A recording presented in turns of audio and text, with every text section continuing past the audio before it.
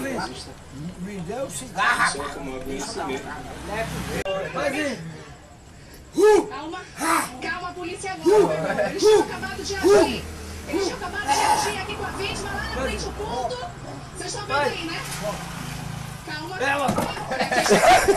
O motoqueiro foi lá na frente que estava no ponto. Infelizmente, o policial foi bater na atiçação.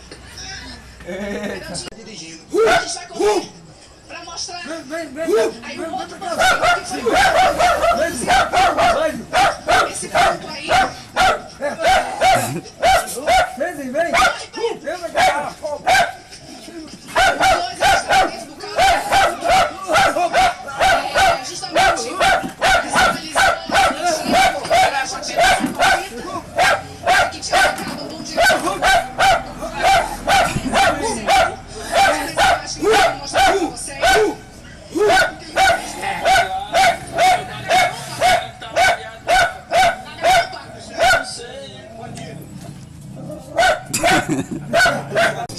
Vê se lá, mano.